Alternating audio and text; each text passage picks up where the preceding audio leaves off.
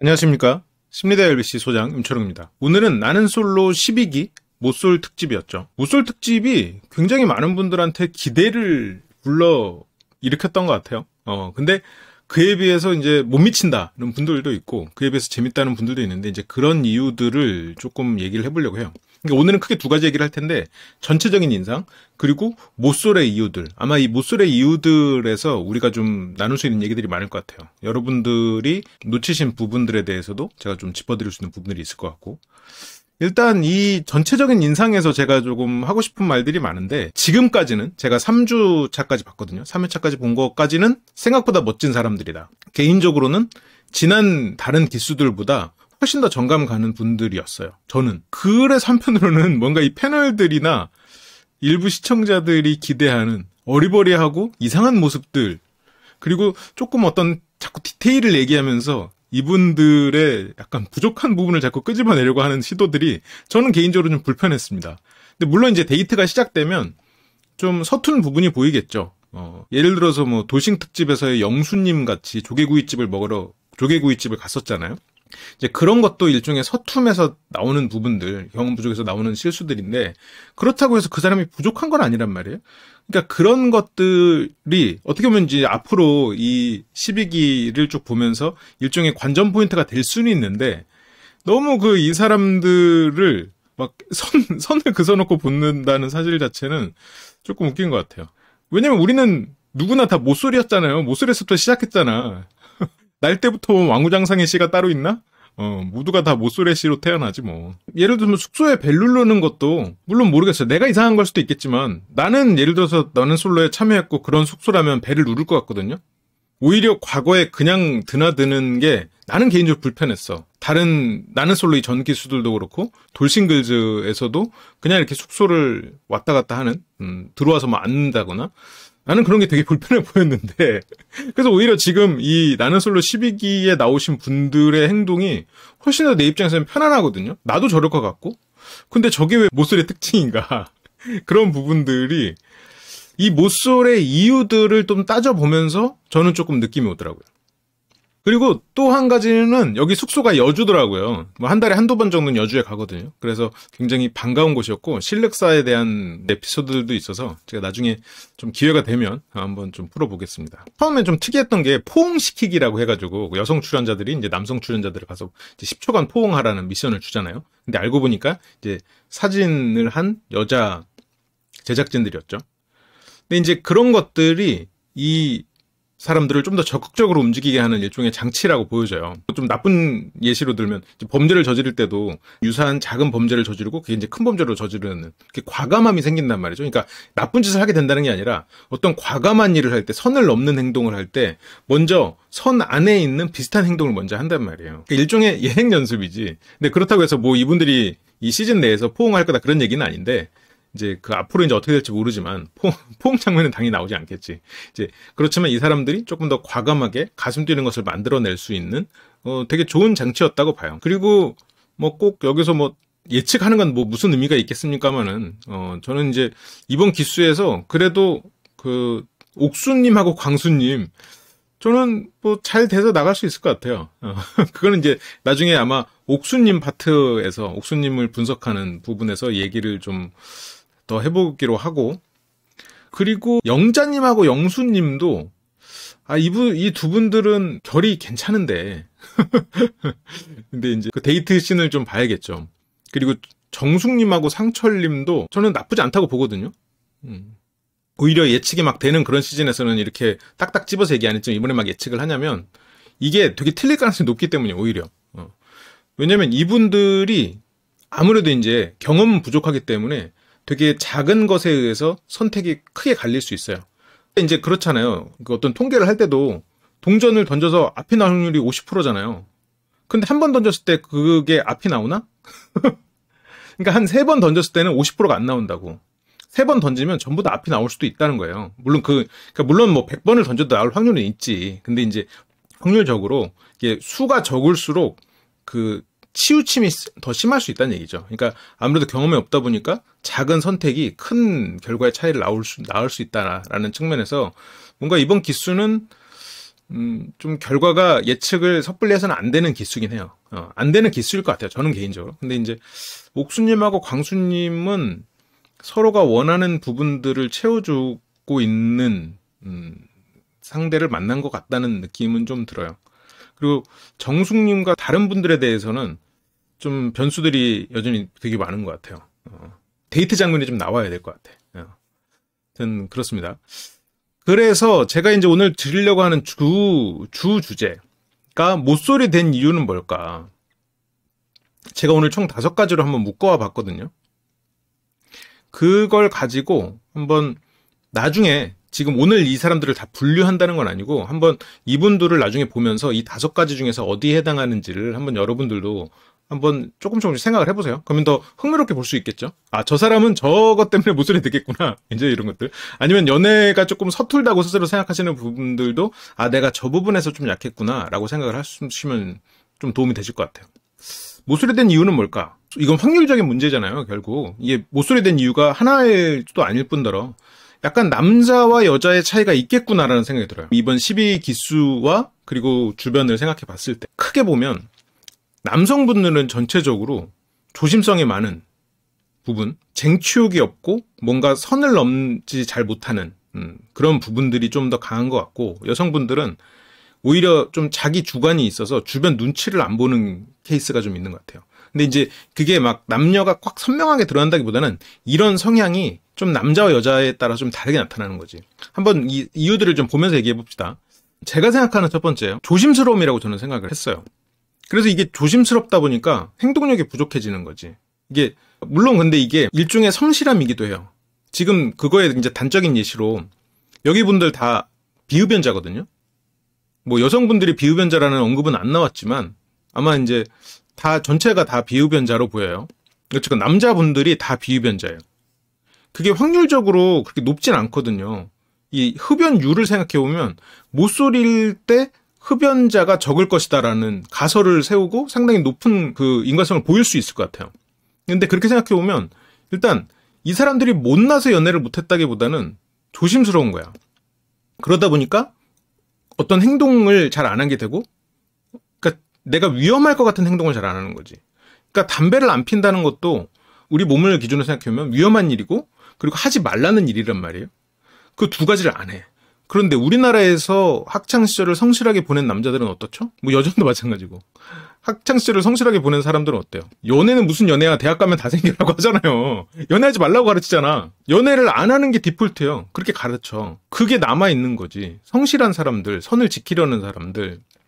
그러니까 이 조심스럽고 이런 성실함이 약간의 그 공부와 내가 해야 될 일 이외에 바깥의 것에 눈을 돌리는 게 쉽지가 않은 사람들인 것 같아요. 그러니까 조심스러움에서부터 지금 이 결과가 나타나는 거지. 근데 물론 이거는 이분들의 성향이 여기에 영향을 미치는 거기도 해요. 그리고 이게 이분들에 다 해당하는 거냐? 그건 아니지. 그러니까 이걸 한번 따져보시라는 거예요. 그러니까 예를 들어서 조심스럽고 어떤 행동력이 부족하고 성실한 사람을 여기서 이제 한 명만 떠올려 봐라 라고 하면 누가 있을까요? 저는 개인적으로 광수님이라고 생각해요.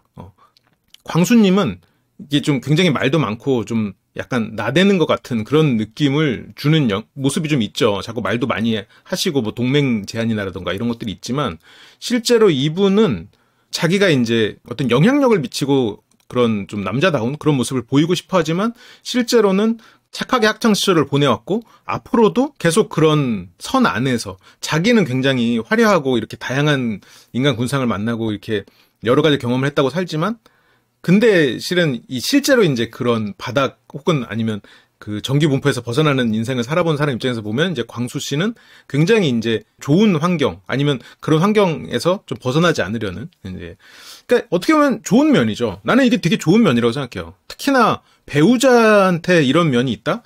이거는 굉장히 높이 평가할 수 있는 요소가 아닐까라고 저는 생각이 들어요. 그리고 이런 조심스러움은 영수님도 마찬가지야. 영수님이나 영호님도 마찬가지고. 특히나 이제 영철님 같은 경우는 이제 프로레슬러잖아요. 그래서 저런 외모에 가려져서 좀 잘 안 드러나는데, 영철님은 저기서 한 발 더 나가서 조심스러우면서 그게 있더라고요. 내가 감히라는 게 있어. 내가 감히 누군가를 만나서 그 사람과 관계가 맺어지면 약간 그 사람한테 피해를 주는 게 아닐까? 라는 정도 생각을 하는 것 같아요. 그런 마음까지도 있는 것 같아요. 그리고 이런 조심스러움 그러면 뭐 다른 사람 없냐? 다 있지. 상철 씨 같은 경우에도 뭐라 그래요? 바닥에 쓰레기 안 버린다 그러잖아요. 솔직히 그건 당연한 일이야. 내 입장에서도 당연한 일이거든요. 나 그래서 이분들이 하는 말이 굉장히 공감이 돼요. 아니 모르겠어. 성향이 비슷한 사람들이 그럴지도 모르지. 근데 그거를 영철님도 공감하잖아요. 뭔가 남한테 절대로 피해를 주면 안 된다는 생각이지. 타인에게 피해를 주지 않으려는 실은 극단적인 마음들. 그래서 연애를 했을 때 내가 타인에게 피해를 줄지 모른다는 생각. 이게 의외로 한국 남자들한테 꽤 많아요. 이게 여성들은 잘 없거든요. 남자들은 내가 연애를 했을 때 상대의 무언가를 뺏는다. 아니면 상대가 나한테 무언가를 줘야 한다. 약간 이런 생각을 갖는 경우가 제법 있어요.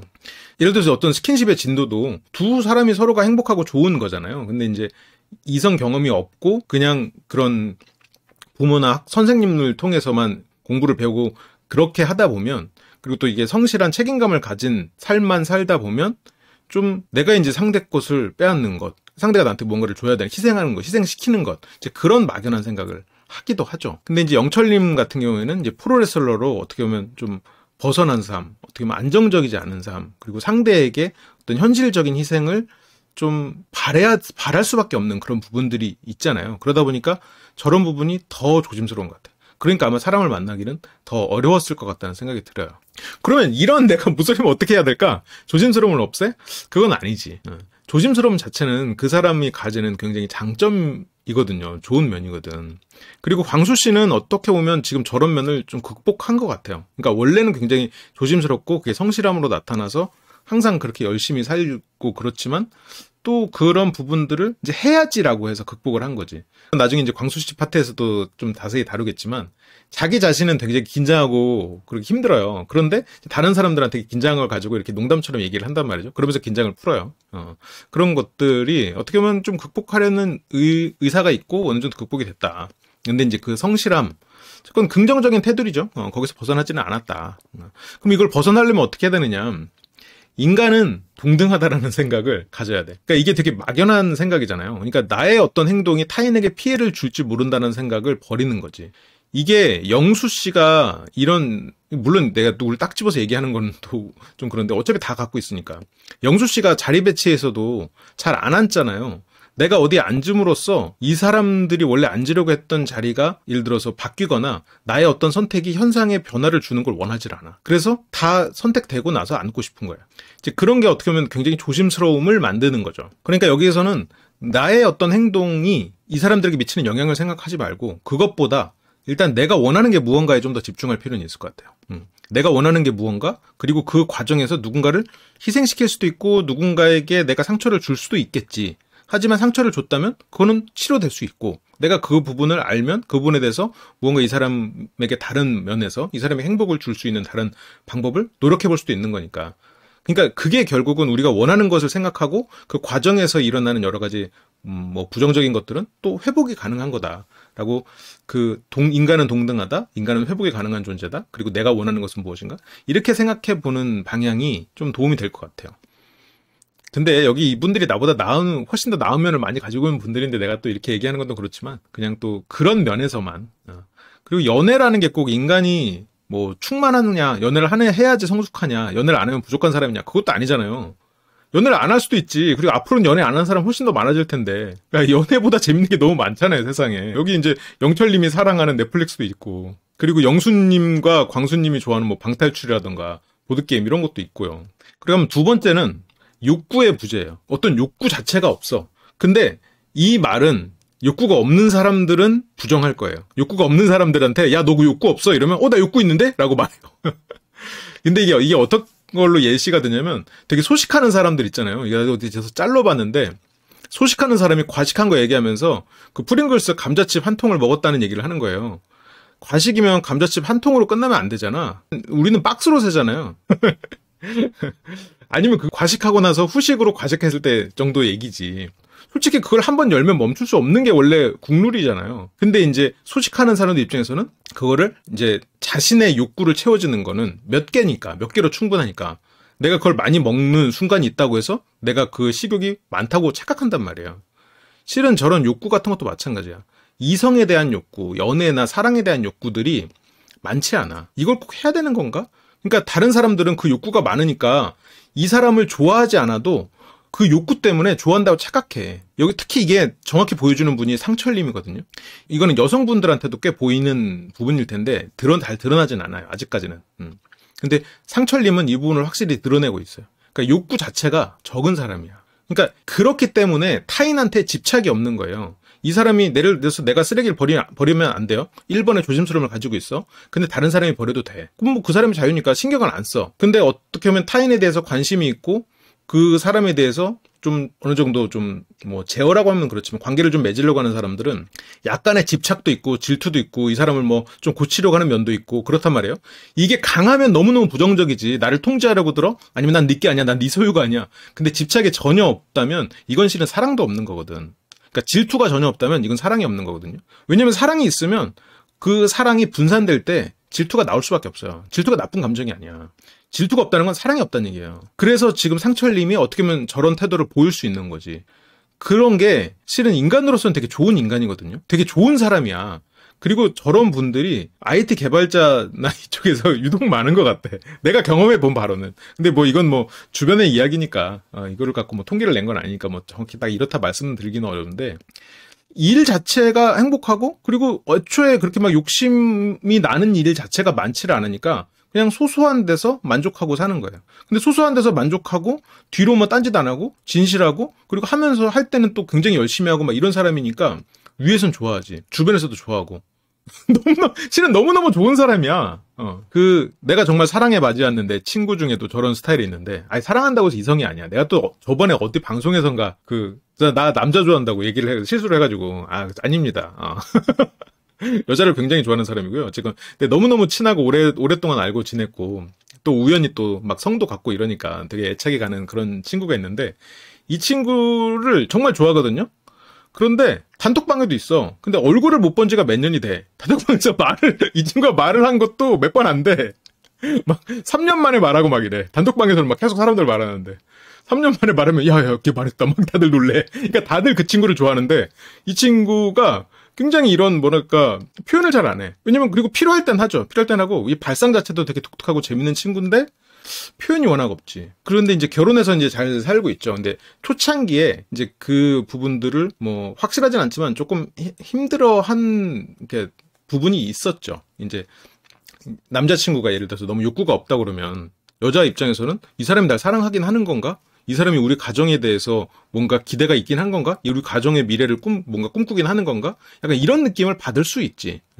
이제 그런 것들을 감수하고 가야 되는 거예요. 그러니까 이게 장단점이 항상 붙어 있어요. 그러니까 상철님이 어떻게 보면 굉장히 성숙하고 인간적이고 그리고 타인에 대해서 뭔가를 바꾸려고 하지 않는 있는 그대로를 봐주는 그런 좋은 모습에는 인간에 대한 기대가 없음이 섞여 있는 거거든요.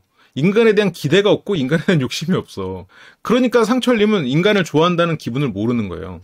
왜냐면 우리가 누군가를 진짜 좋아하지 않아도 그 욕구와 욕정이 차오르면 누군가를 좋아한다고 착각을 하고 그런 착각 때문에 누군가를 또 좋아하고 만나다 보면 좋아하는 감정이 생기고 이제 보통은 그렇단 말이에요. 이제 그렇기 때문에 실은 저는 상철님 같은 경우에는 저 케이스가 상당히 맞아 들어가죠. 그리고 아마 여기에 출연하신 여성 출연자분들은 뭔가 표현이 좀 덜 됐긴 했는데 아마 여기에 해당하는 분들이 있을 거라고 봐요. 그러다 보니까 이런 것들이 결국 시간과 여유가 없다는 말로 그냥 뭉뚱그려져 버려. 그러니까 시간과 여유가 없다는 얘기는 결국 우선순위에서 밀린다는 얘기거든. 그러니까 내가 이 연애를 할 만큼 시간과 여유가 없다는 건 다른 일을 하기 위해서는 시간과 여유를 쓰고 있다는 얘기잖아요. 그럼 이건 우선순위에서 밀려. 왜? 욕구에서 밀리니까. 우리가 배고파 죽겠는데 밥 먹을 시간과 여유가 없겠어? 우리가 졸려 죽겠는데 잠을 잘 시간과 여유가 없겠어요? 일단 자고 봐야지. 아니면 배고프면 일단 밥 먹고 봐야지. 그런 얘기죠. 그러니까 나는 굉장히 욕구가 많다고 생각하지만 이게 사람의 보통의 모습보다는 이제 적다. 근데 그렇다고 해서 저게 그러면 단점이냐? 그건 아니죠. 그 부분을 이해하고 만나다 보면 오히려 굉장히 성숙한 면을 보지.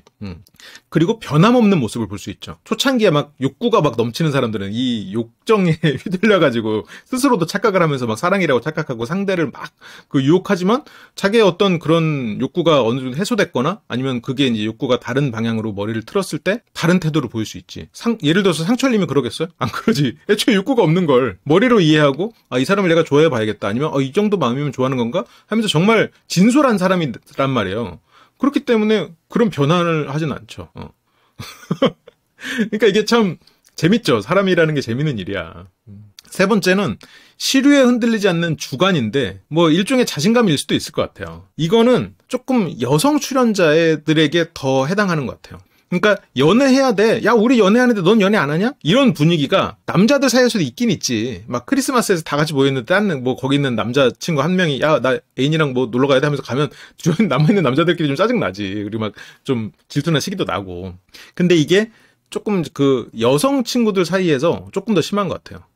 그러니까 물론 이것도 뭐 경향성이지만 남자들은 연애한다고 해서 친구들 사이에서 잘 안 보지 않거든. 뭐 좀 덜 볼 수는 있지. 근데 연애하면 연락을 딱 끊는 건 보통 여사친이거나 아니면 그 여자친구들 사이에서는 이제 그런 케이스들이 좀 있다고 들었어요. 뭐 아님 말고죠.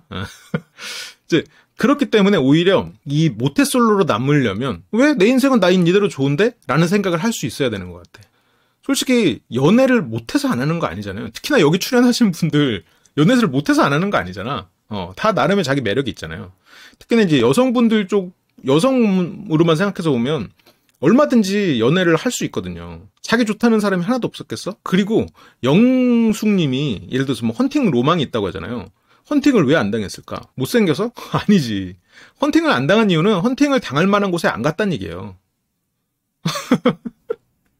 헌팅을 어디서 해? 그 생각을 하면 돼요. 남자들이 헌팅을 어디서 해? 헌팅을 할 만한 곳에 가서 하지. 물론 이제 가끔 이제 뜬금없는 곳에서 하는 경우도 있지만, 헌팅 당할 만한 그런, 뭐 당할 만한 그 말은 좀 이상하다.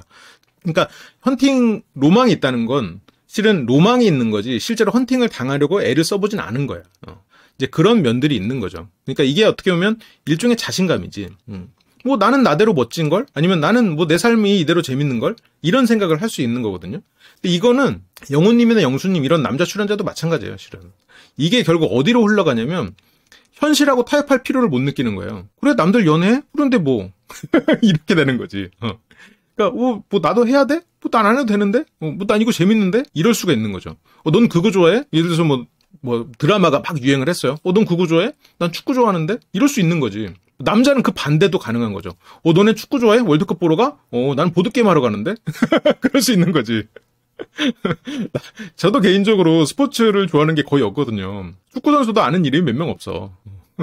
여기 등장한 이름들이 거의 다야. 나는 솔로 12기에서 그 간접적으로 언급됐던 이름들을 아는 게 다죠. 그러다 보니까 여기 지금 출연자분들이 취미가 어긋나 버리는 거야. 여성분들은 조금 다들 자기 주관이 있으니까 어떻게 보면 모태솔로로 남아있는 거니까. 여성분들은 뭐 축구 좋아하시는 분들, 정숙님 같은 축구 좋아하고 뭐 게임 좋아하고 아니면 뭐 클라이밍이나. 물론 근데 클라이밍은 되게 연애하기 좋은 취미일 것 같긴 한데, 그냥 생각상으로는. 조정도 좀 그렇고. 근데 어쨌건. 근데 남성분들도 예를 들어 보드게임 이런 거 좋아한단 말이에요. 스포츠 좋아하질 않아. 스포츠 안 보는 분들도 많고. 이게 어떻게 보면 시류에 흔들리지 않는 거거든. 내가 좋아하는 거 하는 사람들이거든요. 그렇게 지내는 사람들인 거죠. 그래서 이런 것들이 이 사람들과 뭐랄까 이런 배우자를 만나서 육아를 한다. 난 너무 좋을 것 같아. 왜냐하면 이 육아에서 시류에 흔들리는 육아를 하게 되면 마케팅의 노예가 되거든요. 되게 쓸데없는 거를 굉장히 꼭 해야 되는 것처럼 광고를 해. 그러다가 어느 동네에서 뭐 어느 엄마가 했다더라 이렇게 되면 그게 막 무조건 꼭 해야 되는 필수 그 교육 코스처럼 돼가지고 뭐 애들을 뺑뺑이 돌리고 애들이 막 필요도 없는 그걸 하면서 뭐 몸이든 아니면 지식 체계를 꼬아버린단 말이야. 근데 예를 들어서 이런 시류에 흔들리지 않고 서로의 이런 교육관이 같다면 아니면 서로가 대화를 해서 어느 정도 방향을 세울 수 있는 사람들이라면 실은 너무너무 좋지. 이런 성향은 굉장히 좋은 면이라고 봐요. 그래서 나는 이 모태솔로 특집이 좋은 사람, 그냥 모태솔로라는 특집을 그냥 떼고 봐도 나는 이 사람들이 되게 배우자로서 좋은 사람들이 많이 나왔구나라는 생각이 들어요. 근데 뭐 여기에서 뭐 많은 커플들이 생겨날지는 모르지. 그러니까 나도 한편으로는 반성을 하는 거야. 모태솔로라고 그래서 막 그런 생각을 했단 말이야. 컨셉을. 그래? 이 사람들이 막 온통 헛발질을 하고 이상한 짓을 할 테니까 그런 거를 좀 보정하는 뭐 대화법이라던가 뭐 그런 걸 해야겠다. 이런 생각을 했는데 뭐 나왔는데 뭐 웬걸 그렇지 않더라고. 물론 그런 면도 있지. 그리고 앞으로 데이트를 하다 보면 그런 면들이 속속 드러나겠지만 이 사람들이 본질적으로 못난 사람들이 아니라는 거야. 오히려 이 사람들의 본질은 굉장히 어쨌건 나는 솔로라는 연애나 결혼의 목적이 있는 사람들이 나오는 프로다 보니까 그 관점으로 봐도 굉장히 좋은 배우자감들이다. 좋은 연애 상대들이다. 물론 이 사람들과 이제 예를 들어서 취미나 이런 시간대가 잘 안 맞을 수는 있지. 내가 좋아하는 게 딱 확고하다. 그렇다면 뭐 못 만날 수는 있겠지만 그런 걸 좀 열고 보면 이 사람들의 본성은 되게 선하고 좋은 사람들이구나. 그리고 선을 넘지 않는 사람들이겠구나. 선을 넘지 않는 건 되게 중요한 일이거든요. 사람은 나쁜 사람, 좋은 사람이 크게 갈리잖아요. 그런데 자기를 나쁜 상황에 놓으면서 나는 선을 지킬 수 있는 사람이라고 믿는 사람들이 제일 나쁜 사람들이 될 가능성이 높죠. 근데 이 사람들은 자기 자신을 선을 넘는 상황에 놓지 않거든. 근데 물론 이제 뭐 전부 다를 말하는 건 아니에요. 그리고 네 번째는 과한 솔직함. 그래서 뭐 연기나 사회적 허용이 낮다라는 이런 건데, 예를 들어서 영식님한테 해당되는 것 같진 않아. 영식님은 약간 결이 다른 것 같아요. 영식님은 조금 더 지켜봐야 되겠지만, 그래서 이 솔직함 자체는 좋지. 뭔가 솔직하고 사람들 진솔하게 대하는 건 좀 좋은데, 그게 이제 이게 모태솔로로 이어진 이유는 내가 예를 들어서 좀 싫어도 좋은 척을 하고, 그리고 내가 좀 재미없는 이야기도 재밌게 들을 수 있는 이제 그런 모습을 보이면 조금 더 아무래도 인간관계가 넓어지고, 뭐 나를 별로 안 좋아하는 사람도 뭐 나를 좀 좋아하게 되고, 나도 좋아하게 되고, 그러다 보면 나도 좋아하게 되고, 이제 그런 게 있을 수 있는데, 그렇지 않은 거야. 이게 확 드러나는 사람들이 몇 명 있는데, 그 분들 중에 하나가 이제 영수님하고 영자님입니다. 이분들은 그걸 동의하지 않을 거야. 근데 이제 나중에 제가 영수님을 분석해드리면서 볼게요.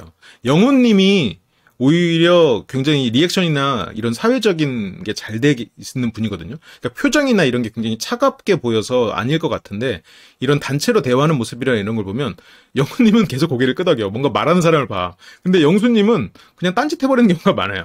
그러니까 막 무례하게 딴짓을 하는 건 아니에요. 그냥 내가 생각하는 거, 그냥 뭔가 이런 사회적인 이런 바디랭귀지가 좀 약해. 매너는 있지만 그런 부분들이 좀 약하다. 그러니까 어떻게 보면 내가 이렇게 뭐 연기할 필요 없잖아. 애초에 그 필요성을 못 느끼는 부분들이 좀 있는 거죠. 그러니까 이런 것도 보면, 아, 이 사람은 원래 이런 사람이구나. 아, 이 사람이 이렇게 솔직한 사람이구나. 그렇게 생각하고 만나면 오히려 좋죠. 그게 다니까. 그리고 또 영수님한테 또 제가 또 정이 가요. 물론 여기 이번 출연자는 개인적으로는 정이 안 가는 사람이 없어. 다 정이 가고 너무 괜찮은 사람들인데, 영수님이 정이 가는 이유는 그렇습니다. 그리고 다섯 번째는, 이거는 좀 부정적인 부분이에요. 이거는 아마 이분들이 현명한 분들이니까 깰 수 있을 거야. 근데 이게 모태솔로를 만드는, 다른 것들은 긍정적인 요소들이 있어서 어느 정도 균형을 가지고 가야 되는 부분들이 있거든요. 그리고 특히나 뭐 욕구의 부재 같은 건 뭐 어떻게 바꾸겠어. 그냥 머리로 생각하면서 상대를 만나는 거고, 예를 들어서 뭐 3번에 시류에 흔들리지 않는 주관은, 저것도 뭐 현실과 꼭 타협하지 않아도 자신감이 있으니까 그 자신감대로 좀 사람을 만나는 기회를 늘리면 어느 정도 해결이 될 부분인데, 그리고 또 저 과한 솔직함도 뭐 약간 사회적인 이런 리액션 이런 걸 영훈님처럼, 영훈님은 어느 정도 좀 훈련이 되셨더라고요.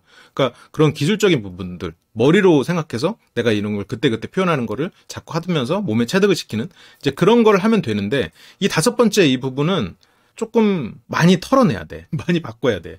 그러니까 인간에 대한 좁은 이해인데 인간에 대해서 많이 안다고 생각해버리는 거야. 그러다 보니까 선입견이 생기고 빠른 예측을 하고 포기를 해버려.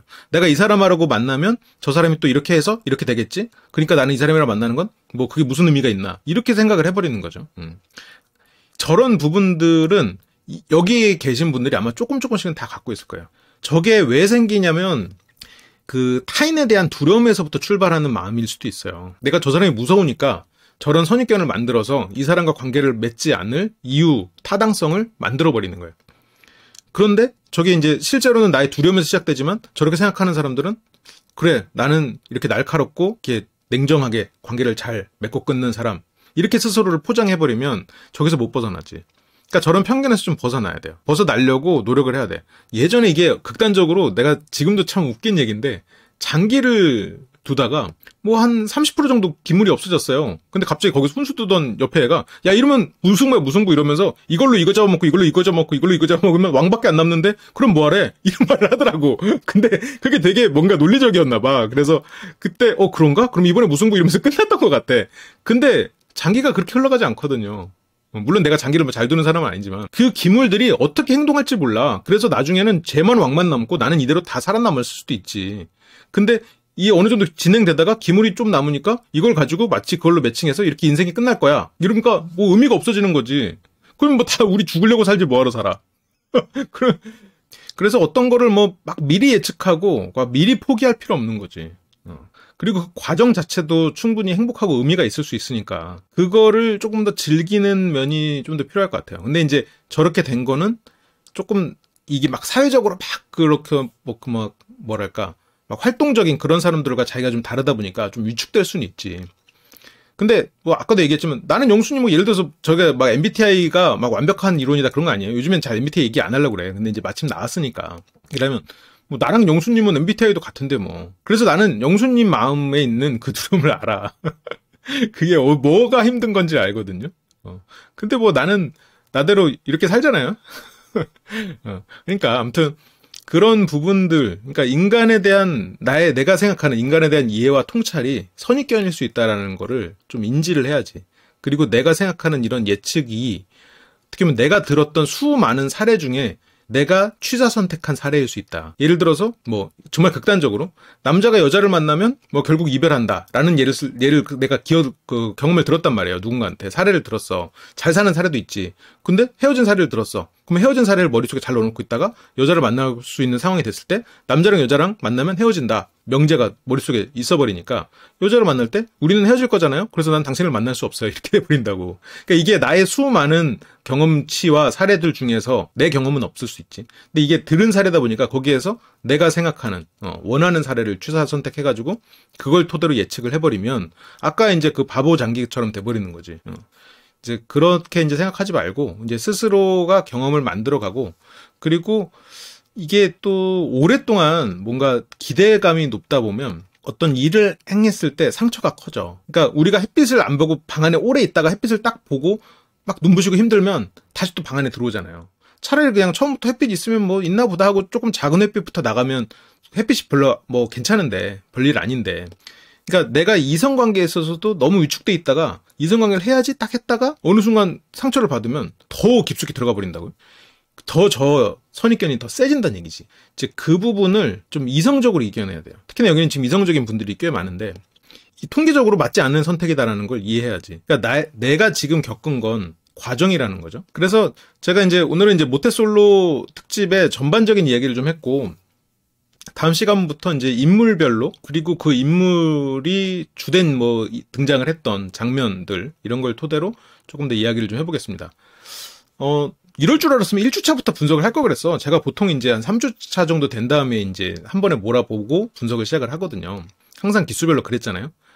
이제 왜냐면 이제 자기소개까지는 들어야 그 사람에 대한 이해가 생기니까. 근데 이번 기수는 1회차에서부터 뭔가 좀 할 얘기가 있고 이분들이 굉장히 솔직하게 자기를 드러내 주셔서 그런지 좀 언급할 부분들이 좀 있더라고요. 지금 그렇습니다. 오늘도 시청해 주셔서 감사하고 저는 또 다음 시간에 더 재밌는 내용으로 돌아올게요. 그러면 다음 시간에 봬요. 감사합니다.